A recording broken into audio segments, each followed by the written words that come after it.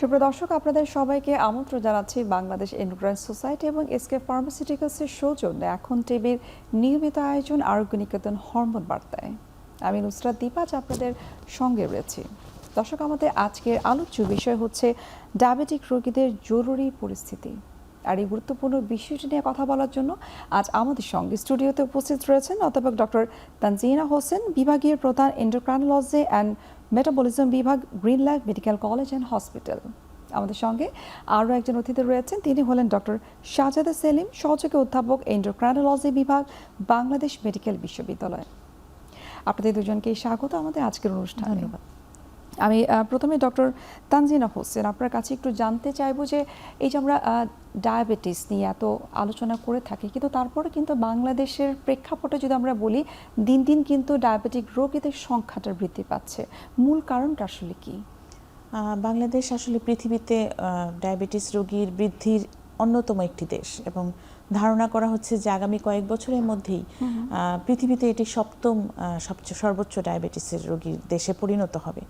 তো এর পিছনে অনেকগুলো কারণ আছে। একটি কারণ হচ্ছে দ্রুত খাদ্যাভ্যাসের পরিবর্তন, যেটা আমাদের দেশে হচ্ছে, এবং আমরা পুরনো যে খাদ্যাভ্যাস আমাদের ছিল মাছ ভাত সবজি, সেটা থেকে খুব দ্রুত পরিবর্তিত হয়ে অনেক বেশি ফাস্ট ফুড, কোমল পানীয়, চকলেট, আইসক্রিম এগুলোর দিকে ঝুঁকে পড়ছি, যে কারণে অল্প বয়স থেকেই ডায়াবেটিসের ঝুঁকিটা বেড়ে যাচ্ছে। আরেকটি বড় কারণ হচ্ছে কায়িক শ্রমের অভাব। আমাদের দেশে বর্তমানে আমরা একেবারেই কায়িক শ্রম করি না। আমাদের শিশু কিশোরদের খেলার জায়গা নেই, খেলার সময়ও নেই, শুধু জায়গা নেই বলবো না, তারা এত বেশি পড়াশোনা নিয়ে ব্যস্ত থাকে যে খেলাধুলা করার কোনো সময়ও পায় না। সে কারণে তাদের অল্প বয়স থেকেই ডায়াবেটিসের ঝুঁকি বাড়ছে এবং দেখা যায় যে একটু ইয়াং লাইফেই তাদের প্রি ডায়াবেটিস এগুলো দেখা দিচ্ছে। আর আরেকটা বড় কারণ হচ্ছে স্ট্রেস, যে আমাদের মানসিক চাপ এবং আমাদের যে এই মন্দ জীবনধারা, এগুলো আমাদের ডায়াবেটিসের ঝুঁকি বাড়াচ্ছে। একই সাথে স্থূলতা বা ওজন বৃদ্ধি, সেটাও আমাদের ডায়াবেটিসের ঝুঁকি বাড়াচ্ছে। জি, ডক্টর শাহজাদা সেলিম, আপনার কাছে একটু জানবো, যেমনটি ডক্টর তানজিনা হোসেন কিন্তু বলছিলেন যে প্রি ডায়াবেটিক রোগীদের সংখ্যাটাও কিন্তু বাংলাদেশে নেহায়েত কম নয়। একটু জানবো, এই যে আমরা বিভিন্ন পরিসংখ্যানে কিন্তু দেখেছি যে অলমোস্ট 1.5 কোটির মতো মানুষ হচ্ছে আনডায়াগনোজড, যারা জানেই না যে তাদের ডায়াবেটিস রয়েছে। এই সম্পর্কে আপনার মতামত কি? আসলে ঘটনাটা ঘটে কি, যে ডায়াবেটিস রক্তের গ্লুকোজ বেড়ে যায়, এটা কিন্তু ধারাবাহিক, মানে খুব ধীরে ধীরে ধীরে ধীরে ঘটে, সহসা লক্ষণ দেখা যায় না। আর আমরা যেহেতু স্বাস্থ্য কাঠামোটা দুর্বল, যে নির্দিষ্ট সময় পর পর সবাই জেনে নেবেন যে আমার কী কী রোগ আছে নেই, এটি কিন্তু নেই। এমনকি সরকারি বা বেসরকারি অফিসগুলো কিন্তু এই দায়িত্বটা নিতে পারতো, সেখানেও কিন্তু অত খুব ভালোভাবে এটি করা হচ্ছে তা নয়। সেজন্য বহু লোক কিন্তু দীর্ঘদিন, এবং একটি গবেষণার কথা বলি যেটি খুব ভালো জার্নালে প্রকাশিত হয়েছে, যে বাংলাদেশের 61.5% ডায়াবেটিসের রোগী উনি জানেন না যে ওনার ডায়াবেটিস আছে। কি মারাত্মক একটি অবস্থা দেখেন। উনি কখন জানেন? যখন ডায়াবেটিসের জটিলতা এসে হাজির হয়। যেমন এই ডায়াবেটিসের অনিয়ন্ত্রিত থাকার কারণে ওনার হার্ট অ্যাটাক হয়েছে, স্ট্রোক হয়েছে, বা যারা প্রজনন ক্ষমতা ব্যাহত হয়েছে, যৌন ক্ষমতা নষ্ট হয়ে গিয়েছে, অথবা উনি খুব এখন অনেক দিন পরে এসে শুকিয়ে যাচ্ছেন বা কাজ করতে কষ্ট হচ্ছে, বা আনইউজুয়াল ইনফেকশন হচ্ছে, যেগুলো এরকম কোনো একটা হওয়ার পরে, অথবা কোনো একটি দুর্ঘটনা ঘটেছে ওনার, তখন রুটিনলি আমরা আরবিএস যেটি করা হয়, দেখে 30, 35, 40 পেয়েছে এরকম। এটি কিন্তু একটি মারাত্মক অবস্থা আসলে, যেটি উনি অনেক আগেই ধরে ফেলতে পারতেন, অনেক আগে চিকিৎসা করতে পারতেন। আর প্রি ডায়াবেটিসের ঘটনা ঘটছে। প্রি ডায়াবেটিসটি হলো যে রক্তের গ্লুকোজ বেড়ে গিয়েছে, কিন্তু ডায়াবেটিস হওয়ার লেভেলটা পার হয়নি, এখন মাঝখানে রয়ে গেছে। এটাই আমরা খুব গুরুত্ব দিই, এই কারণে যে এদেরকে যদি আমরা শুধুমাত্র জীবনযাপন ব্যবস্থাপনা করে প্রায় 50%কে নন ডায়াবেটিসে নিয়ে আসতে পারি, তাহলে এর চেয়ে ভালো কিছু তো আর হতে পারে না। কারণ ডায়াবেটিস একবার হলো মানে পরবর্তী সারা জীবন খালি চিকিৎসাই করবে, নিয়ন্ত্রণ রাখতে কিন্তু আমরা পারছি তাও না। 92% ডায়াবেটিসের রোগী বাংলাদেশে ডায়াবেটিস নিয়ন্ত্রণ করতে ব্যর্থ হচ্ছে। কিন্তু আমরা অধিকাংশ ক্ষেত্রে কিন্তু দেখেছি যে প্রি ডায়াবেটিস যাদের হচ্ছে তারা কিন্তু অতটা গুরুত্ব দিচ্ছে না। যদি প্রি ডায়াবেটিসটাকে আমরা ক্যাপচার করে ফেলতে পারি, ওনার জীবনযাপন পদ্ধতি যদি কোনো ওষুধ লাগে সেটা দিতে পারি, এটি হলো সবচেয়ে আকর্ষণীয় একটি পদ্ধতি হতে পারে। কিন্তু ডায়াবেটিসের রোগী আমরা স্ক্রিন করতে পারিনি, কীভাবে প্রি ডায়াবেটিস স্ক্রিন করবো? কারণ এদের ক্ষেত্রে লক্ষণ দেখা দেবে না। কিন্তু এটিকেই আমরা বিভিন্নভাবে, যেমন ইন্টারন্যাশনাল ডায়াবেটিস ফেডারেশন উদ্যোগ নেয়, সাথে আমরা বাংলাদেশ এন্ডোক্রাইন সোসাইটি প্রতি বছর কাজটি করছি। 14ই আগস্টকে এই প্রি ডায়াবেটিস যে সচেতনতা দিবস থেকে শুরু হয় ডায়াবেটিস প্রতিরোধ দিবস হিসাবে। টার্গেট কিন্তু এই গ্রুপই, বিশেষ করে যারা এখনো শনাক্তকৃত নন। এবং আমরা যতদূর জানি এটা নতুনভাবেই এই দিবসটি পালন করা হচ্ছে। হ্যাঁ, কারণ 14 নভেম্বর তো বিশ্ব ডায়াবেটিস দিবস পালিত হয়। গত 3 বছর যাবৎ 14 আগস্টকে এই ডায়াবেটিস প্রতিরোধ দিবস, মানে ডায়াবেটিসের রোগী যারা জানেন না তাদেরকে শনাক্ত করে চিকিৎসার আওতায় আনা, প্রি ডায়াবেটিস হলে তাকেও তার জন্য যা করতে হবে তা করা। এবং অনেকেরই মনে করেন এখন প্রি ডায়াবেটিসও নেই কিন্তু ডায়াবেটিসের ঝুঁকি আছে, বাংলাদেশে জন্মগ্রহণ করেছেন, এটাও একটা বিশাল ঝুঁকি। তাহলে এদের ক্ষেত্রে কি করতে হবে? ওষুধ নয় কিন্তু, তাহলে কীরকম খাদ্য ব্যবস্থাপনা হবে, কিভাবে শারীরিক শ্রম হবে, ঘুম তো বলছি আমরা বারবার, তাহলে সেটা কিন্তু একটা বড় ইস্যু। কিন্তু সবচেয়ে বড় চ্যালেঞ্জ হলো তা ডায়াবেটিস নিয়ে বছরের পর বছর বসবাস করছেন, আমরা শনাক্ত করতে পারিনি, রুগীটাকে আমরা পাইনি। এটি আমাদের জন্য স্বাস্থ্য ব্যবস্থার বিশাল একটা বড় ঝুঁকি রয়ে গেছে। তাহলে সেই ক্ষেত্রে আবারও বলছি যে সকল অফিস দায়িত্ব নিতে পারেন, তাহলে কাজ কমে যাচ্ছে, স্কুল কলেজ দায়িত্ব নিতে পারে, কিন্তু এগুলো সরকারের একটা নির্দেশনা বা সরকারের উদ্যোগের ভিত্তিতে হলে ব্যাপারটা কিন্তু চলবে। কারণ সরকারি চাকরি করে সরকার বাধ্য করতে পারে বেসরকারি চাকরি করে তাদেরকেও, যেমন এখন আমাদের একটা বড় অংশের রোগী গার্মেন্টসে কাজ করে, তাদেরকে সরকার উদ্বুদ্ধ করতে পারে বা বাধ্য করতে পারে। করে যদি আমরা যত দ্রুত সম্ভব শনাক্ত করে ফেলতে পারি তাহলে কিন্তু আশা করতে পারি এদের দীর্ঘস্থায়ী জটিলতাগুলো, যেমন 10 জন ডায়াবেটিসের রোগীর 8 জন মারা যাচ্ছে হার্ট অ্যাটাক বা স্ট্রোকে। তাহলে আমরা যদি আগে থেকে শনাক্ত করে পর্যাপ্ত চিকিৎসা করতে পারি তাহলে কিন্তু এটিকে ঠেকানো সম্ভব। কিডনিতে যতগুলো দেখেন ডায়ালিসিস পাচ্ছে বা ট্রান্সপ্লান্ট করতে হচ্ছে, এদের অর্ধেকের বেশি কিন্তু ডায়াবেটিসের কারণে।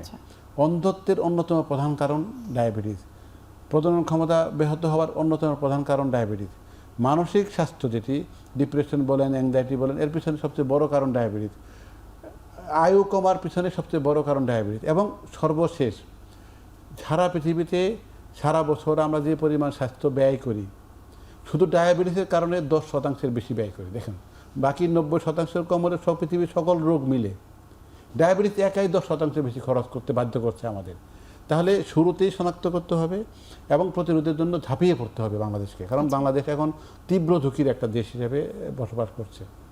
এই প্রসঙ্গে ডক্টর তানজিন আপনার কাছে জানবো, যেমনটি ডক্টর শাহজাদা সেলিম বলছিলেন যে এই জায়গাটা আমাদেরকে কাজ করতে হবে প্রচুর, সরকারিভাবে বিভিন্ন ধরনের পদক্ষেপ যদি আমরা নিতে পারি, যদি আমরা বলি যে ফ্রি স্ক্রিনিং বা ফ্রি ক্যাম্পিংয়ের কথা, কিন্তু আপনার কাছে কি মনে হয় যে ফ্রি স্ক্রিনিং করার পরেও ডায়াবেটিক রোগীদের সংখ্যাটা কমানো সম্ভব? স্ক্রিনিংয়ে খুব বড় একটা গুরুত্ব আছে, যেটা হচ্ছে আমাদের দেশে যেহেতু সরকার ভিত্তিক কোনো স্ক্রিনিংয়ের ব্যবস্থা নেই, সেজন্য বেসরকারি পর্যায়ে হতে পারে, এনজিও পর্যায়ে হতে পারে, বা যে কোনোভাবে অফিস থেকে হতে পারে, যদি বছরে অন্তত একবার আমরা প্রতিটা মানুষের ডায়াবেটিস স্ক্রিনিংটা করতে পারি, ডায়াবেটিস এবং রক্তচাপের যে স্ক্রিনিংটা বলা হয় এটা করতে পারি, তাহলে কিন্তু অনেক ডায়াবেটিক রোগীকে আমরা অনেক আগে শনাক্ত করতে পারি। আগে শনাক্ত করার উদ্দেশ্য হচ্ছে যে তার জটিলতাগুলোকে প্রিভেনশন করা এবং তাকে দ্রুত চিকিৎসার আওতায় নিয়ে আসা। যখন আমার একটা কিডনি খারাপ হয়ে গেল বা আমার হৃদরোগ দেখা দিল, তখন কিন্তু আসলে আর প্রিভেনশনটা অনেক পিছিয়ে যায়, কারণ তখন আমাকে হার্টের জন্য অনেক টাকা খরচ করতে হচ্ছে, কিডনির জন্য অনেক টাকা খরচ করতে হচ্ছে। এটা কিন্তু আমরা পিছিয়ে দিতে পারতাম যদি আমরা আগে জানতাম যে আমার ডায়াবেটিস আছে বা উচ্চ রক্তচাপ আছে। তাহলে এই ধরনের নন কমিউনিকেবল ডিজিজ বা অসংক্রামক ব্যাধির ক্ষেত্রে স্ক্রিনিংয়ের কোনো বিকল্প নেই। মানে কবে আমার উপসর্গ দেখা দিবে, কবে আমার জটিলতা দেখা দিবে, তখন টেস্ট করার চাইতে এটা রুটিন স্ক্রিনিংয়ের আওতায় অবশ্যই আসা উচিত, এবং সেটি আসলে অনেক অল্প বয়স থেকেই আসা উচিত। সাধারণত আপনি সাজেশন বা পরামর্শ দিয়ে থাকবেন যে তাদের আসলে খুব দ্রুত স্ক্রিনিংয়ের আওতায় আসা উচিত? যাদের উচ্চ ঝুঁকিপূর্ণ আছেন, যেমন পরিবারে ডায়াবেটিসের ইতিহাস আছে, যারা ওজন বেশি, যাদের পিএমওএস আছে এবং যাদের গর্ভকালীন ডায়াবেটিস ছিল, তাদের তো অবশ্যই অনেক অল্প বয়স থেকে, বলা হয় আগে বলা হতো 25 বছর থেকে, এখন বলা হয় আরও আগে থেকে যদি স্ক্রিনিং করা হয় তাহলে ভালো। আর যাদের নেই তাদের অন্তত 35 বছরের বয়সের পর থেকে প্রতি বছর একবার ডায়াবেটিসের যে টেস্ট সেটা করা উচিত এবং প্রপারলি করা উচিত, যেটাকে আমরা ওরাল গ্লুকোজ টলারেন্স টেস্ট বলি, মানে ওজিটিটি করে দেখা উচিত যে তার ডায়াবেটিস আছে কিনা। অর্থাৎ আপনি যাদের কথা বললেন এদেরকে আমরা রিস্ক জোনে আমরা ফেলতে পারি। যাদের উচ্চ ঝুঁকিপূর্ণ রোগী আছেন তাদের আরও অল্প বয়স থেকেই স্ক্রিনিংটা করা উচিত।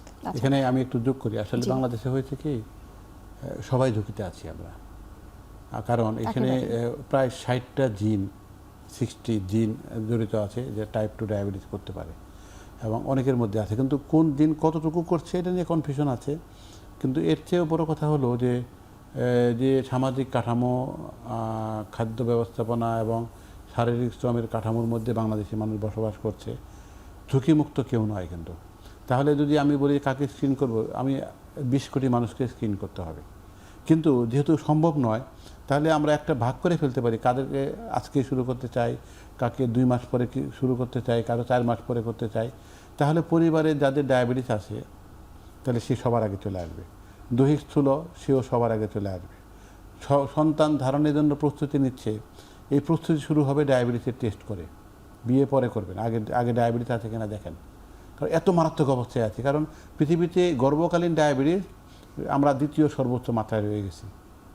এবং আরেকটা জিনিস দেখেন, মিলেনিয়াম ডেভেলপমেন্ট গোলের একটা বড় গোল ছিল মাতৃমৃত্যু কমানো, সেটি কিন্তু থেমে গেছে এক জায়গায়। কারণ এখন তো যে মায়েরা মারা যাচ্ছেন উনি কিন্তু ডায়াবেটিস জনিত সমস্যায় মারা যাচ্ছেন, কিন্তু যেহেতু এই রোগীগুলো গাইনির ডাক্তারদের বলয়ের মধ্যে রয়ে গেছে, আমরা এখানে কাজ কম করছি, তাহলে একটি গ্যাপ থেকে যাচ্ছে। কিন্তু তাহলে দেখেন একটা কত বড় প্যারামিটার, শুধুমাত্র ডায়াবেটিসে আমরা শনাক্ত করছি না বলে এই ঘটনাটা ঘটছে।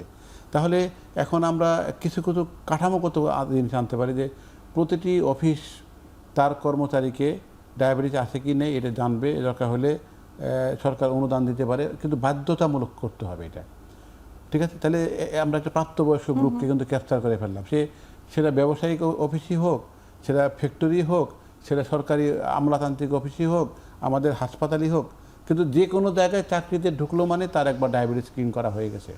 এবং প্রতি বছরই ওই একদিনে যেদিন তাকে করা হলো, পরবর্তী 365 দিন পার হলে আবার করতে হবে। তাতে লাভটি কি?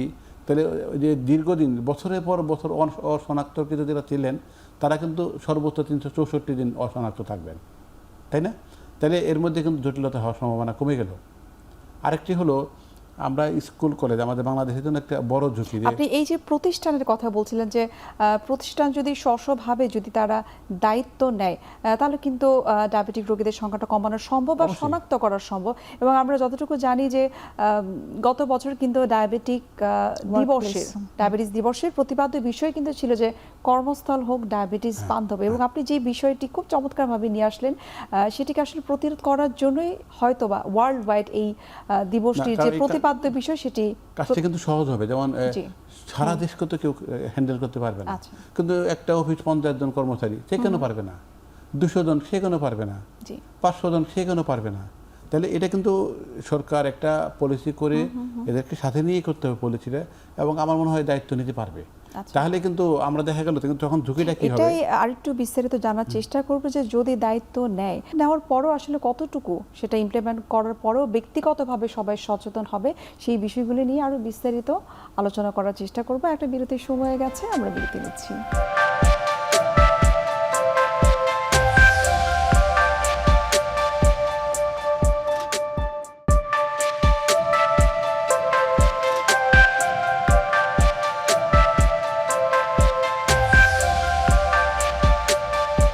দর্শক, ফিরে আসলাম বিরতি থেকে। আপনাদেরকে অসংখ্য ধন্যবাদ আমাদের সঙ্গে থাকার জন্য। ডক্টর তানজিনা হোসেন, আপনার কাছে একটু জানতে চাইবো, যেমনটি আমরা বিরতির আগে কথা বলছিলাম যে দিবসটি নিয়ে, যে দিবসের যে প্রতিপাদ্য বিষয়টি ঠিক করা হয়েছিল যে কর্মস্থল হোক ডায়াবেটিস বান্ধব। আপনার কাছে আসলে কি মনে হয় যে বাংলাদেশের প্রেক্ষাপটে এটা ইমপ্লিমেন্ট করতে পারলে আসলে আমরা অনেকটাই উপকৃত হতে পারবো? হ্যাঁ, অবশ্যই। এবং একটু আগেই যেটা শুনছিলাম যে প্রতিষ্ঠান চাইলে প্রতি বছর তাদের যে কর্মীদের একটি স্বাস্থ্য চেক আপ বা স্বাস্থ্য সুরক্ষার ব্যবস্থা করতে পারে, এটাতে কিন্তু প্রতিষ্ঠানেরই লাভ। কারণ আমার অফিসের কর্মীরা যদি সুস্থ থাকে তাহলে তারা তাদের সর্বোচ্চ আমার অফিসকে দিতে পারবে বা কর্মস্থলকে দিতে পারবে। এবং তারা যদি বারবার অসুস্থ হয়, ডায়াবেটিস থাকলে যা হয়ে থাকে যে তাদের নানা ধরনের রোগবালাই হয়ে থাকে, একটা ইনফেকশন প্রবণতা থেকে শুরু করে বারবার ইনফেকশন হয়, বারবার তাদের ছুটি নিতে হয়, তাদের নানা রকমের জটিলতা, ইমার্জেন্সি যেটা আজকে আমরা কথা বলবো জরুরি অবস্থা হয়ে যেতে পারে, তাদের হৃদরোগ বেশি হয়, তাদের কিডনির সমস্যা বেশি হয়, তাদের চোখের প্রবলেম বেশি হয়। তাহলে এই যে তারা বারবার অসুস্থ হয় তাতে আসলে প্রতিষ্ঠানেরই ক্ষতি হয়।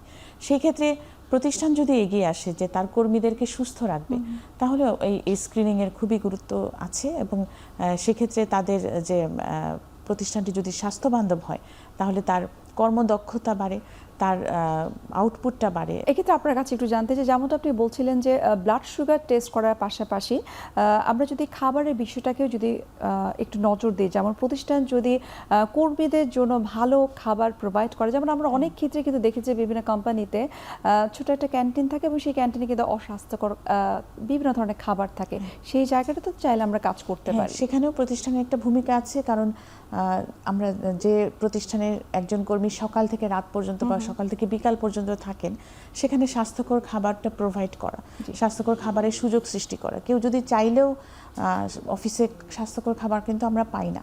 আমরা দেখি আমাদের অফিসগুলোর ক্যান্টিনে আসলে সবসময় সিঙ্গারা, সমুচা, বার্গার বা খিচুড়ি, পোলাও এগুলো থাকে, কিন্তু আমরা যদি চাইও সেক্ষেত্রেও আমরা এই সুযোগটা পাই না। এই সুযোগটা সৃষ্টি করে দিতে পারে প্রতিষ্ঠানগুলো, অফিসগুলো, যে তাদের কর্মীদেরকে স্বাস্থ্যকর খাবার তৈরি করে দেওয়া, তাদের কর্মীদের একটি স্ট্রেস মুক্ত পরিবেশ সৃষ্টি করা, কখনো সম্ভব হলে একটু কায়িক পরিশ্রমে বা একটু ব্যায়ামের সুযোগ করে দেওয়া, স্ক্রিন টাইমটাকে একটু লিমিটেড করে দেওয়া। এই যে কাজগুলো যদি করতে পারে তাহলে আসলে দেশের চেহারাটাই পাল্টে যাবে। জি, আমরা এখন আমাদের মূল যে আলোচ্য বিষয় সেখানে চলে আসে, একটু জানবো যে এই যে ডায়াবেটিক রোগীদের জরুরি পরিস্থিতি, সেটি আসলে কি বোঝায়? আসলে আমরা জানি যে ডায়াবেটিস একটা ক্রনিক রোগ, এটা মানে আমাদের থাকে, অনেকে বুঝতেই পারেন না যে তার ডায়াবেটিস আছে, অনেকে অনেক হাই সুগার নিয়ে ঘুরে বেড়ান, তারা বুঝতে পারেন না। কিন্তু কিছু কিছু জরুরি পরিস্থিতি আছে ডায়াবেটিস রোগীর, যেখানে তার মৃত্যু ঝুঁকি বেড়ে যায়, তাকে হাসপাতালে ভর্তি হয়ে অবশ্যই দ্রুত চিকিৎসা নিতে হয়। এর মধ্যে সবচেয়ে কমন, সবচেয়ে পরিচিত হচ্ছে হাইপোগ্লাইসেমিয়া, যেখানে রক্তের শর্করা হঠাৎ করে কমে যেতে পারে এবং যখনই রক্তের শর্করা 3.9 মিলিমোল পার লিটারের নিচে চলে আসে, তখনই আমরা সেটাকে হাইপোগ্লাইসেমিয়া বলি। তখন রোগীর কিছু সিমটম হয় বা উপসর্গ হয়, যেমন তার বুক ধড়ফড় করে, শরীর কাঁপতে থাকে, ঘাম হতে থাকে, তিনি বুঝতে পারেন যে তার সুগারটা কমে যাচ্ছে। তিনি যদি বুঝতে পারেন তাহলে তিনি নিজেই সেটি কারেকশন করতে পারেন, তিনি একটু গ্লুকোজ খেয়ে বা চিনি খেয়ে সেটিকে কারেকশন করতে পারেন। কিন্তু তার যদি সেই জ্ঞানটুকু না থাকে যে এটা একটা জরুরি অবস্থা, তাহলে কিন্তু তিনি কিছুক্ষণ পরে অজ্ঞান হয়ে যেতে পারেন। এবং বেশ কিছুক্ষণ যদি হাইপোগ্লাইসেমিয়ার কারণে কেউ অজ্ঞান হয়ে পড়ে থাকে, তাহলে তার মৃত্যু ঝুঁকি বেড়ে যায় এবং এমনকি তিনি সারা জীবনের জন্য মানে ক্রিপলড হয়ে পড়তে পারেন। সেক্ষেত্রে তাকে দ্রুত হাসপাতালে ভর্তি করতে হয়। হাইপোগ্লাইসেমিয়াটাই হচ্ছে ডায়াবেটিস রোগীর খুব কমন একটি কমপ্লিকেশন বা জরুরি পরিস্থিতি। কিন্তু হাইপারগ্লাইসেমিয়া বা গ্লুকোজ অনেকখানি বেড়ে যাওয়ার পরেও কিছু জরুরি পরিস্থিতি হতে পারে। এর মধ্যে পড়ে ডায়াবেটিক কিটোএসিডোসিস, যেটা একটি বিপাকজনিত জরুরি অবস্থা। সেখানে রক্তের পিএইচ পরিবর্তন হয়ে যায় এবং রক্তের অ্যাসিডিটিটা বেড়ে যায় এবং রোগী মৃত্যু ঝুঁকিতে চলে আসেন। আরেকটি হচ্ছে হাইপারঅসমোলার হাইপারগ্লাইসেমিক স্টেট, যেখানে রক্তের শর্করা অনেক বেড়ে যাওয়ার কারণে রক্তের ঘনত্ব বেড়ে যায়। ঘনত্ব বেড়ে যাওয়ার কারণে সেই রোগীটি অজ্ঞান হয়ে পড়েন বা কোমায় চলে যেতে পারেন। তাহলে এই জরুরি পরিস্থিতি যে হতে পারে, এটা ডায়াবেটিস রোগীর অবশ্যই জানা থাকা উচিত। শুধু তার নয়, তার পরিবারের লোকজনেরও এই জ্ঞানটা থাকা উচিত যে কখন তিনি একটা জরুরি অবস্থায় পৌঁছে যেতে পারেন এবং তাকে তখন দ্রুত চিকিৎসা নিতে হবে। আচ্ছা, ডক্টর শাহজাদা সেলিম, অনেক ক্ষেত্রে কিন্তু আমরা দেখেছি যে যখন রোগীদের হাইপো হয়ে যায় তখন তারা বুঝতে পারে, কিন্তু যখন হাইপার হয়ে যায়, অর্থাৎ ব্লাড সুগার যখন বেড়ে যায়, সেটার কোনো সাইন সিমটম কিন্তু অনেক সময় থাকে না। এটি সম্পর্কে একটু জানতে চাই। জি, খুব ভালো প্রশ্ন করেছেন। এটা ডায়াবেটিস রোগীর জন্য যেহেতু জরুরি পরিস্থিতি, জানাটা অতি গুরুত্বপূর্ণ। এবং এখানে জানাটা দুইটা কারণে গুরুত্বপূর্ণ, যে মৃত্যু ঝুঁকি খুব প্রবল। হাইপোগ্লাইসেমিয়াটা অনেক সময়ই হয়, কারো কারো প্রতিনিয়তই হয়। কারণ বাংলাদেশে আমরা যেভাবেই বলি যে 6 বার খাবেন, প্রায় 3 ঘন্টা পর পর খাবেন, যেহেতু বাংলাদেশের মানুষ অভ্যস্ত নয়, অনেকে পেরে ওঠে না, চাইলেও পেরে ওঠে না, কিন্তু আসলে বেশিরভাগ রোগী চাই না। তাহলে আমরা যে রোগীগুলো পাই, সবচেয়ে ভালো জীবনযাপন পদ্ধতিতে এসেছেন, মানে বড়জোর 5 বার খাচ্ছেন। এই যে গ্যাপ হয় একটা খাবার থেকে আরেক খাবারে 4 ঘন্টা 5 ঘন্টা গ্যাপ হলে কিন্তু প্রতিবারই সুগার কিছুটা কমে যেতে পারে। এবং আমরা যে কাজটি করি, চিকিৎসার শুরুতেই ওনাকে লক্ষণগুলো বলে দিই। লক্ষণগুলো প্রফেসর তানজিনা বলেছেন, তো উনি কিন্তু তখন একটু সতর্ক হয়ে যেতে পারেন। কিন্তু যেহেতু 92% ডায়াবেটিসের রোগীর ডায়াবেটিস কন্ট্রোল নেই, মানে রক্তের গ্লুকোজ বেশিই থাকে, তাহলে ওনারা কিন্তু এটা নিয়ে অতটা ভাবেন না। আর ডায়াবেটিস এমনই একটি রোগ যে সুগার যখন ধীরে ধীরে বাড়তে থাকে, রোগীর ভালো লাগে, আনন্দময় একটা পরিবেশ তৈরি হয়। তাহলে উনি তো এটা নিয়ে খুব ভালো আছেন, কেন উনি দুশ্চিন্তাগ্রস্ত হবেন? কিন্তু বাড়তে বাড়তে যখন এতটা বেড়ে যায় যে দেহ কোনোভাবে এটার সাথে তাল মিলাতে পারছে না, তখন কিন্তু সমস্যাটা তৈরি হয়। কিন্তু এই সমস্যাটা কিন্তু শুধু এইভাবে তৈরি হয় না, বাইরে থেকে অন্য একটি ঘটনা যখন এসে নাক গলায়, সেটি হতে পারে খুব কমন, যেটা হলো যে মনে করেন কোনো একটা জ্বর হয়েছে, ইনফেকশন হয়েছে। তো বয়স্ক ডায়াবেটিসের রোগীদের ক্ষেত্রে এটি কিন্তু নিউমোনিয়া অথবা প্রস্রাবের ইনফেকশন, কিন্তু অন্য অন্য বয়সে কিন্তু যেমন করোনার সময় ব্যাপক হতো, অন্য যে কোনো ইনফেকশনই সেটা করতে পারে। অথবা বাড়তি কোনো বিশেষ স্ট্রেসফুল কন্ডিশন হয়েছে, যেমন হার্ট অ্যাটাক হয়ে গেল, স্ট্রোক হয়ে গেল, বা কোনো একটি দুর্ঘটনা ঘটেছে, এগুলোও কিন্তু ওই ঝুঁকিটাকে বাড়িয়ে দিতে পারে। তো রুগী এজন্য আগে থেকে কোনো প্রস্তুতি নিতে পারেন না, কিন্তু এটা একটা সবসময়ই একটা সহসা ঘটে যাবে এমন একটি ঘটনা। কিন্তু যে তথ্যটি আমরা আজকে দিতে চাই সেটি হলো, যখনই এরকম সন্দেহ হবে তখনই রুগীকে কাছাকাছি কোনো হাসপাতালে যেতে হবে। সবচেয়ে ভালো হয় যে হাসপাতালটি ডায়াবেটিসের রোগীর সেবা দিতে সুনাম অর্জন করেছে এমন কোনো হাসপাতালে গেলে, এবং অনেক রোগীকে কিন্তু সরাসরি আইসিইউতে নিয়ে যেতে হবে। এবং বুঝতে পারছেন যে আইসিইউতে নেওয়া মানে অনেকেই কিন্তু মারা যেতে পারেন। আমরা যুদ্ধ করছি এই মৃত্যু হারটা কমানো, এবং অনেকে সফলও হয়, কিন্তু মাথার মধ্যে কিন্তু এটি ঘুরপাক খায় যে রোগীটি মৃত্যুর ঝুঁকি রয়ে গেছে। তাহলে এই রোগীর পরিবারকেও এটি ভেবে নিয়েই আমাদেরকে ছুটতে হবে কোনো একটি জায়গায় সেবা নিতে। ডক্টর তানজিনা, আপনার কাছে একটু জানতে চাই যে একটু বিস্তারিতভাবে যে কি ধরনের গাইডলাইন নতুনভাবে আসলে সংযোজন করা হয়েছে। আন্তর্জাতিকভাবে প্রতি বছরই আমেরিকান ডায়াবেটিক অ্যাসোসিয়েশন এবং European association of study of diabetes তাদের গাইডলাইনগুলি প্রবর্তন করে। এগুলো তারা প্রবর্তন করে ওয়ার্ল্ড ওয়াইড তাদের যেসব এভিডেন্স, তাদের যেসব সাক্ষ্য প্রমাণ, গবেষণা, সেই তথ্য থেকে। দুঃখজনকভাবে হলেও সত্য, আমাদের দেশে এত বেশি ডায়াবেটিসের রোগী, কিন্তু আমরা কিন্তু সবসময় সঠিক গবেষণালব্ধ তথ্য আমাদের নেই যে কত পার্সেন্টের কী ধরনের ডায়াবেটিস হয়, কত পার্সেন্টের ডায়াবেটিক কিটোএসিডোসিস হয়, বা এই ধরনের ইমার্জেন্সি সিচুয়েশন হয়। আমাদের তথ্যের অভাব রয়েছে, গবেষণার অভাব রয়েছে। তারপরেও আমরা আমাদের নিজস্ব একটি গাইডলাইন তৈরি করতে সমর্থ হয়েছি। বাংলাদেশ সরকারের যে স্বাস্থ্য অধিদপ্তর থেকে আমরা সব এন্ডোক্রাইনোলজিস্টরা মিলে এই গাইডলাইনটা তৈরি করেছি, এবং সেটিও সামনে আরও আপডেটেড হবে। যত আমরা তথ্য পাবো তত আপডেটেড হবে। এবং এই গাইডলাইনটি মূলত আসলে চিকিৎসকদের জন্য। কিন্তু যেটা ডক্টর সেলিম বলছিলেন যে চিকিৎসকরা হয়তো জানেন কি করতে হবে, কিন্তু তার কাছে পর্যন্ত রোগীকে পৌঁছাতে হবে। যখন একটা জরুরি অবস্থা তৈরি হয় তখন একদম ফার্স্ট হ্যান্ড আমার কাছে যে হসপিটালটা আছে সেখানে চলে যাওয়ার যে ব্যবস্থা, বা একজন রোগী যিনি বাড়িতে একা রয়েছেন, একজন বয়স্ক রোগী, তিনি কিভাবে যাবেন, আমাদের কিন্তু ওই সিস্টেমটা এখনও ডেভেলপ করেনি। যেটা বিদেশে একজন চাইলেই একটা 999-এ ফোন করতে পারেন, সাথে সাথে একটা রেসপন্স পেতে পারেন, সাথে সাথে তিনি সাহায্য পেতে পারেন। এই সমস্যা, এইটা তো আসলে আমাদের ডেভেলপ করেনি। তাহলে এই দায়িত্বটা পরিবারকে নিতে হয়। পরিবারকে জানতে হয় যে কখন তার বাবা বা মায়ের ডায়াবেটিস এরকম হঠাৎ বেশি কমে গিয়েছে বা বেশি অতিরিক্ত বেড়ে গিয়েছে, এবং তখন তার কি করা উচিত, কোন ডাক্তারের কাছে যেতে হবে, কোন হাসপাতালে যেতে হবে, এই জিনিসগুলো সম্পর্কে তাকে প্রশিক্ষণ দিতে হবে, তাকে জ্ঞান দিতে হবে।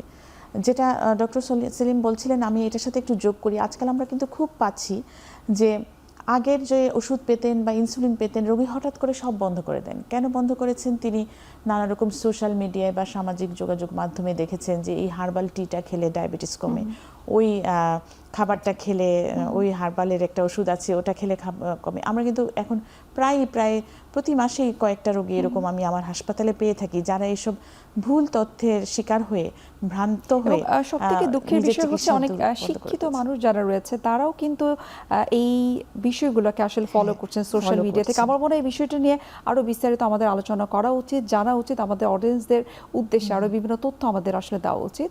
জানবো আরো বিস্তারিত অনেক তথ্য। আরো একটা বিরতির সময় হয়ে গেছে, আমরা বিরতি নিচ্ছি।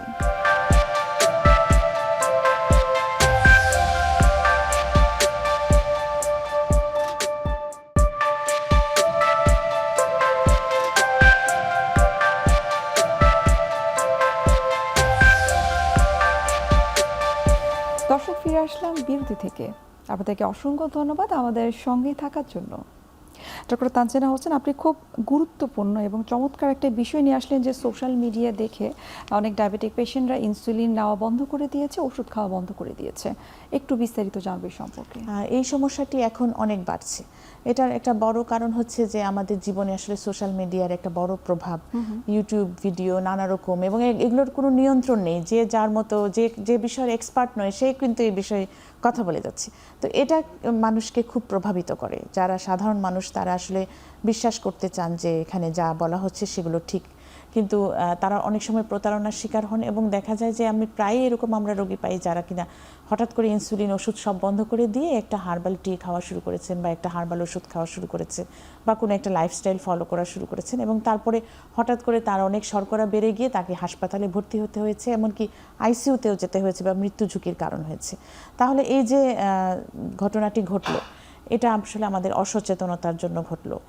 হতে পারে আমরা চিকিৎসক হিসেবে তাকে রোগটি সম্পর্কে যথেষ্ট ধারণা দিতে পারিনি, তিনি বুঝতে পারেননি যে আসলে এটা ডায়াবেটিস কখনো ভালো হবে না, এটি ওনাকে নিয়ন্ত্রণ করে রাখতে হবে ওষুধ বা ইনসুলিনের মাধ্যমে, এটা তাকে বুঝতে হবে। অথবা যারা করছেন ওই কাজগুলো তারা বেশি প্রভাব বিস্তার করে ফেলেছেন আমাদের রোগীদের উপরে।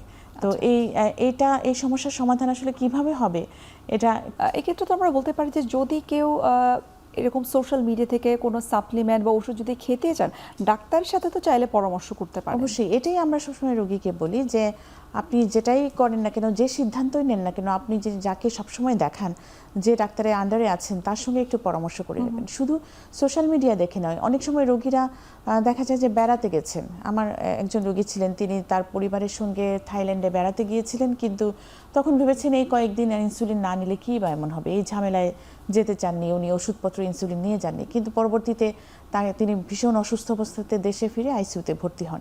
তাহলে এই যে জ্ঞানগুলো, বা অনেক সময় দেখা যায় যে রোগী হজে যাচ্ছেন, মনে করছেন যে ওখানে গিয়ে আসলে আমার লাগবে না ওষুধগুলো, আমি তো অনেক হাঁটবো।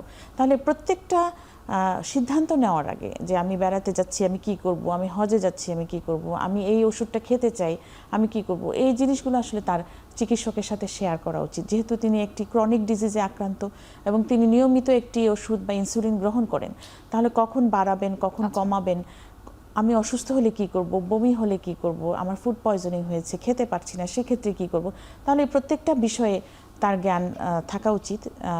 যদি তিনি চিকিৎসকের সঙ্গে পরামর্শ করে থাকেন তাহলে এই বিপদ থেকে তিনি রক্ষা পেতে পারেন। আচ্ছা, ডক্টর শাহজাদা সেলিম, আপনার কাছে একটু জানবো, এখন অনেক ক্ষেত্রে কিন্তু আমরা অনেক পেশেন্টদেরকে দেখেছি যে ব্লাড সুগার বেড়ে গেছে, তিনি নিজের ইচ্ছাতে হয়তো তার ইনসুলিন ডোজটাকে তিনি বাড়িয়ে দিয়েছেন। এই বিষয়টাকে আপনি আসলে কিভাবে দেখছেন, যেটা আসলে করা উচিত কিনা, বা করলে সেটা ডাক্তারের পরামর্শ নিয়ে করতে হবে কিনা? এখানে এর একটা গুরুত্বপূর্ণ কারণ, ডায়াবেটিসের রোগী যেমন 2 কোটি ডায়াবেটিসের রোগী হলে আমরা প্রায় 400 হরমোন বিশেষজ্ঞ বাংলাদেশে আছে। তাহলে এদের বিপুল সংখ্যক রোগী কিন্তু অন্যরা দেখছে, সেটা আমরা তাদের প্রতি কৃতজ্ঞ। কিন্তু সারা পৃথিবীতে ডায়াবেটিস চিকিৎসাটা এমন যে একজন চিকিৎসক চিকিৎসা শুরু করবেন, রোগীকে অনেক কিছু বুঝিয়ে দিবেন, রোগী প্রয়োজন ভিত্তিক সেগুলো তার সমন্বয় করে নেবেন। এই বোঝানোর মধ্যে কিন্তু ইনসুলিন কতটুকু কীভাবে ঠিক করবেন একটা নির্দিষ্ট মাত্রা পর্যন্ত শিখিয়ে দেওয়া হয়। যেমন ইনসুলিন বন্ধ করবেন না, 10-এর জায়গায় 40 করবেন না, কিন্তু এই 2-4 কম বেশি করাটা কিন্তু আমরা শিখিয়ে দিতে চেষ্টা করি। কেউ যদি ফ্রিকোয়েন্টলি করে থাকে এই কাজটা, সেটি কি তার কোনো অঙ্গের ক্ষতি করতে পারে কিনা? বলছি সেটাই আগে প্রথমে আমাদের শেখানো উচিত, আইডিয়ালি সেটা বলি আগে, তারপরে বাংলাদেশে কী ঘটে সেই পিকচারে যাচ্ছি। তাহলে আমরা যখন ইনসুলিন শুরু করি তখন কিন্তু 3টা বড় টার্গেট একসাথে নিয়ে, যে আপনার রক্তে গ্লুকোজ এরকম হলে আপনার জন্য ভালো, সেটা যে পোস্টে ইনসুলিন দেওয়া হচ্ছে। ইনসুলিন দেওয়ার পরে সবচেয়ে বড় আমাদের কনসার্ন থাকে যে রোগীর হাইপোগ্লাইসেমিয়া হতে পারে। আচ্ছা, তাহলে ঠেকাতে হবে কিভাবে, লক্ষণ কিভাবে, কি করতে হবে। এরপরে প্রথম দিনই যদি আমি শিখিয়ে দিই যে আপনি কিভাবে সমন্বয় করবেন, সেটা কিন্তু বাড়াবাড়ি হবে। 2বার 3বার 4বার যখন রোগীটা আমাদের সাথে, আমরা রোগীরা কতটুকু কি বুঝতে পারলো বুঝি, তখন আমরা কিন্তু ইনসুলিন কতটুকু কখন বাড়াবেন শিখিয়ে দিই। এখানে বাংলাদেশে যদি আমরা বলি যে যেভাবে ইনসুলিন পাচ্ছে, প্রধানত 3ভাবে ইনসুলিন পাচ্ছে। একটা হলো যে একটা ইনসুলিন একবার নেন, আর একটা হলো যে 2 রকম ইনসুলিন, একটা একবার নেন, একটা 3বার নেন, আর একটা হলো 2বার নেন, সকালে নাস্তার আগে বা রাতে খাবার আগে। তাহলে যে ইনসুলিনটা উনি রাতে একবার নেন বা সকালে একবার নেন সারাদিনে, এটা কিন্তু খুব বেশি পরিবর্তন করা দরকার হয় না রোগীর। কিন্তু যেটা একবার নেন, একটা 3বার নেন, মানে খাবারের ঠিক আগে নেন, খাবারের পরে রক্তের ব্যবস্থা ঠিক করার জন্য এটা পরিবর্তন করার বেশি দরকার হয়। তো এই ক্ষেত্রে রোগীদেরকে শেখানো একটু মুশকিল হয়ে যায়। যেমন ধরুন উনি আজকে দুপুরে খাবার পরে রক্তের গ্লুকোজ পেলেন 18, কিন্তু ওনার থাকা উচিত 8। তাহলে এটা কিন্তু খাওয়া শেষ, ইনসুলিনও নেওয়া হয়ে গেছে, রক্তের গ্লুকোজ এখন বেশি। তাহলে এখন উনি কী করবেন? কিছুই করার নাই। কিন্তু আগামীকাল দুপুরে খাবার আগে যে ইনসুলিনটা নিতেন উনি, সেটি বাড়াতে হবে। তাহলে ওই রোগীটাকে আমরা তখন বোঝাবার চেষ্টা করি যে আপনি কালকে 2 বা 4 বাড়াবেন। কিন্তু অনেক রোগী কিন্তু নিজের মতো ডেসপারেটলি এই কাজটি করে 2 ঘটনাই করতে পারে, যে কোনো সময় কন্ট্রোল হচ্ছে না, অনেক সময় হাইপোগ্লাইসেমিয়া হচ্ছে এবং একটা মারাত্মক পরিবেশ তৈরি হয়। এবং এই ক্ষেত্রে আমরা কিন্তু যেটি করার চেষ্টা করি রুগী কতটুকু বুঝতে পারবে সেটি বোঝার সাপেক্ষে আমরা বলার চেষ্টা করি। কিন্তু বাংলাদেশের পরিস্থিতি ভয়ানক। ভয়ানক বলছে এই কারণে যে প্রসঙ্গটি প্রফেসর তানজিনা বললেন, রুগীরা কিন্তু ব্যক্তিগতভাবে স্বাস্থ্য সচেতন খুব বেশি নয়, কারণ আমাদের শিক্ষা ব্যবস্থাপনা স্বাস্থ্য জ্ঞান দেয় না। আরেকটি হলো বেশিরভাগ মানুষ লেখাপড়া যাই করুক, কুসংস্কার কিন্তু ওনাকে একদম আস্তে পৃষ্ঠে বেঁধে রেখেছে। এই কুসংস্কারের মধ্যে একটা হলো রোগীদের মনের মধ্যে দৃঢ় বিশ্বাস যে এই প্রাকৃতিক চিকিৎসা পদ্ধতি এখনও আমাকেই রক্ষা করবে, তাহলে এই যে ওষুধ ইনসুলিন এগুলো কৃত্রিম চিকিৎসা এগুলো আমার জন্য অত ভালো নয়। এখন এই যে 2 নম্বরই ব্যবসা যেটা অনলাইন ভিত্তিক হচ্ছে, তারা কিন্তু এটাই বোঝাবার চেষ্টা করছে যে এটি গাছের শিকড়, গাছের ফলের বিচি, এটা প্রাকৃতিক, এটি আপনার জন্য মহৌষধ। এবং রুগী যেহেতু ওই লোকটি রুগীর মনোভাব জানে, ও সেই মনোভাব দিয়ে বিভিন্ন রকম ধর্মীয় কুসংস্কার, প্রাচীন ইতিহাস এইসব দিয়ে এমনভাবে উপস্থাপনা করে যে দেখে বা শুনে সে কিন্তু ব্যাকুল হয়ে যায়। এবং এদের মধ্যে কিন্তু অধিকাংশই কিন্তু বাংলাদেশ সরকারের যে পলিসি আছে, নিয়ম আছে, সেগুলো তোয়াক্কাই করছে না। আচ্ছা, না করে রুগীটা কিনে খাচ্ছে। এবং অনেকের কিন্তু অফিস নাই যে সরাসরি গিয়ে কিনবে, এরা কিন্তু অনলাইনেই সাপ্লাই দেয়। আপনি খুঁজলে টার্গেট করে যদি দেখেন যে এটা বললো অমুক ঠিকানা, আমি বলেন যে আমি আসতে চিনিব, না আপনি আসতে পাবেন না, আপনাকে আমরা ঠিকানা দেন, পাঠিয়ে দিব। তাহলে এই যে ব্যবসাটা কিন্তু এটা কিন্তু হাজার কোটি টাকার ব্যবসা চলছে এবং লক্ষ লক্ষ মানুষের মৃত্যু ঝুঁকি তৈরি করছে। তাহলে ইনসুলিনে যদি বলি, ইনসুলিন তো অতি গুরুত্বপূর্ণ, কারণ হলো ইনসুলিনের সবচেয়ে শক্তিশালী তিনি রক্তের গ্লুকোজ কমাতে পারে, মানে হাইপোগ্লাইসেমিয়াও করতে পারে। আবার ইনসুলিন যাদের নিতে হচ্ছে তারা কিন্তু এমন একটি অবস্থায় আছে যে ইনসুলিন বাদ দিয়ে চলতে পারবেন না। তাহলে এটি কিন্তু ছেলে খেলা করা উচিত নয়। এটি কিন্তু একজন চিকিৎসকের সুনির্দিষ্ট তত্ত্বাবধানে এবং উনি যেটুকু পরিবর্তন করতে শিখিয়ে দিবে সেটুকুই পরিবর্তন করতে হবে। আচ্ছা, তাহলে আবার অনেকেই বলে কি যে আজকে আমি খেতে পারিনি এই জন্য ইনসুলিন নিইনি। এটি কিন্তু উল্টা ঘটনা, কারণ রোগী যদি ইনফেকশন হয়ে থাকে, জ্বর বা ডায়রিয়া, ইনফেক্টিভ ডায়রিয়া হয়ে থাকে, যে কারণে উনি খেতে পারছেন না, সেটি কিন্তু রক্তের গ্লুকোজ অনেক বাড়িয়ে দিয়েছে। মানে ইনসুলিন বাড়াবার প্রয়োজন ছিল, উনি ভুলবশত ইনসুলিন বন্ধ করে বসে আছেন। এই রোগীটার কিন্তু আমরা যে রোগীটা মারাত্মক সিচুয়েশন তৈরি হবে বলছি, যে ডিকে যদি টাইপ 1 হলে বেশি হয়, কিন্তু টাইপ 2 বেশি, যে রোগীটি যে ধরনের রোগী বাংলাদেশে বেশি হাইপার অসমোলার হাইপারগ্লাইসেমিক স্টেট হয়ে হাসপাতালে ভর্তি হচ্ছেন এবং আমরা তখন ওনাকে বাঁচাবার জন্য যুদ্ধ করছি। তাহলে বিভ্রান্ত হওয়া যাবে না। স্বাস্থ্যবিজ্ঞান এমন একটি বিজ্ঞান যেগুলো আমাকে বাঁচিয়ে রাখবে এবং ভুল ভ্রান্তি মৃত্যুর কারণ হতে পারে। এখানে কেউ একটি চটকদার বিজ্ঞাপন, অবৈজ্ঞানিক বিজ্ঞাপন বা এরা বিভিন্ন রকম মিশেল দিচ্ছে, আঞ্চলিক, ধর্মীয়, পারিবারিক, সামাজিক, এগুলোর মধ্যে কিন্তু এই ফাঁদে পা দেওয়া ঠিক হবে না। বুঝে শুনে আমাকে পা ফেলতে হবে। জি, আমরা এই বিষয়গুলো নিয়ে আরেকটু বিস্তারিত আলোচনা করব যে আসলে যদি কারো ডায়াবেটিস থেকে থাকে সেক্ষেত্রে তিনি আসলে কতদিন পর পর টেস্ট করবেন, যদি রক্তের শর্করা বেড়ে যায় সেক্ষেত্রে তার করণীয় কি, যদি রক্ত শর্করা কমেও যায় সেক্ষেত্রে তার করণীয় কি, এই বিষয়গুলো আমার মনে হয় আরও বিস্তারিত আমাদের আলোচনা করা উচিত। আলোচনা করব, তবে তার আগে আরও একটি বিরতি নিয়ে নিচ্ছি।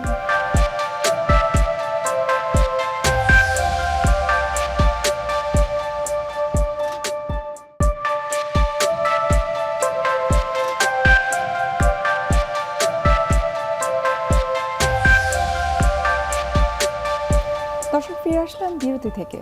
আপনাদেরকে অসংখ্য ধন্যবাদ আমাদের সঙ্গে থাকার জন্য। ডক্টর তানজিনা হোসেন, আপনার কাছে একটু জানবো যে যেমনটা আমরা আলোচনা করছিলাম যে জরুরি পরিস্থিতিতে ডায়াবেটিক রোগীদের আসলে করণীয় কি, একটু জানবো যে জরুরি পরিস্থিতি যখন হয়ে থাকে সেটি যেন না হয়, সেটিকে প্রতিরোধ করার জন্য আসলে আমরা কি কি করতে পারি? আসলে এটাই সবচেয়ে গুরুত্বপূর্ণ যে আমরা চাই যে আমাদের যে ডায়াবেটিসের রোগীরা জরুরি পরিস্থিতিতে পড়ে আইসিইউ পর্যন্ত না যান, এটাই হচ্ছে সবচেয়ে গুরুত্বপূর্ণ। তাহলে সেই জন্য তাকে একটা নিয়মিত চেক আপ বা নিয়মিত মনিটরিংয়ের দরকার আছে। একটা তার নিজের দিক থেকে, আরেকটি হচ্ছে চিকিৎসকের কাছে গিয়ে। তাহলে একমাত্র দেখবেন সারা পৃথিবীতে একমাত্র ডায়াবেটিসের রোগীকে কিন্তু আমরা নিজের ইনজেকশন দেওয়ার অনুমতি দেই। আর পৃথিবীতে কিন্তু আর কোনো রোগীর এই অনুমতি নেই যে নিজের ইনজেকশন নিজে দেবেন। তাহলে সেই ইনজেকশনটা কিভাবে নিতে হবে, কতটুকু নিতে হবে, কতটুকু টানলে কতটুকু যায়, এই প্রতিটা জিনিস তাকে শিখিয়ে দিতে হয়। এবং যখন সুগার বাড়ে তখন তিনি কি করবেন, যখন কমে তখন তিনি কি করবেন, এই জিনিসটাও আমরা রোগীকে শিখিয়ে দেই। তাহলে স্বাস্থ্য শিক্ষা বা হেলথ এডুকেশন ডায়াবেটিস রোগীর জন্য খুব গুরুত্বপূর্ণ। এখানে একটা জিনিস বলে দিতে হবে রোগীকে যে কোনো কিছুতে তাড়াহুড়ার প্রয়োজন নেই। একটু আগেই কথা হচ্ছিল যে হঠাৎ করে অনেক বাড়িয়ে দেওয়া, হঠাৎ করে অনেক কমিয়ে দেওয়া, হঠাৎ করে বন্ধ করে দেওয়া, এই জিনিসগুলো খারাপ। এই জিনিসগুলো তাকে মৃত্যু ঝুঁকিতে ফেলে দেয়।